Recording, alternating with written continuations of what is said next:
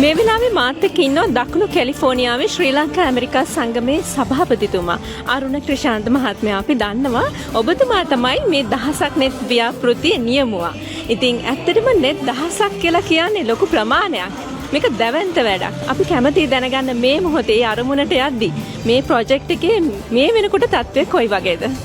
බොහොම ස්තුතියි Finn TV අපිව බලන්න ආවට. ඉතාමත් දැවැන්ත වැඩසටහනක් මේ වෙලාවේ අපි ආරම්භ කරලා තියෙන්නේ.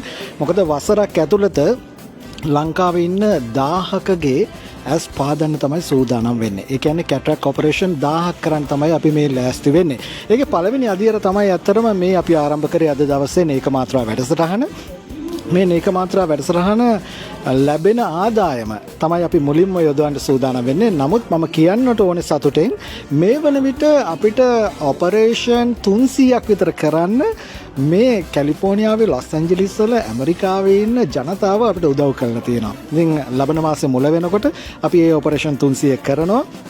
මෙන්න මේ විදිහට තමයි තත්ත්වය තියෙන්නේ. ඉතින් තවත් පුංචි ටාගට් එකක් තියෙනවා අපිට කරගෙන යන්න. මම හරි සන්තෝෂෙන් කියනවා මේ කැලිෆෝනියාවේ ලොස් ඇන්ජලිස් වල ඉන්න ප්‍රජාව හරි ආදරෙන් මේ කටයුත්තත් එක්ක එකතු වෙලා ඉන්නවා. ඉතින් ඔවුන්ව මේ වෙලාවේ මතක් කරන්න ඕනේ.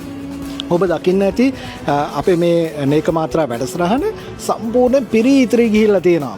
ඒ තරම් මිනිස්සු ආදරේ මේ වැඩසටහනට. ඉතින් අපි හිතනවා මාස කිහිපයක් ඇතුළත අවුරුද්දක් යන්නේ නැතුවම අපිට මේ කටයුත්ත කරගන්න පුළුවන්කමක් ලැබෙවි කියලා.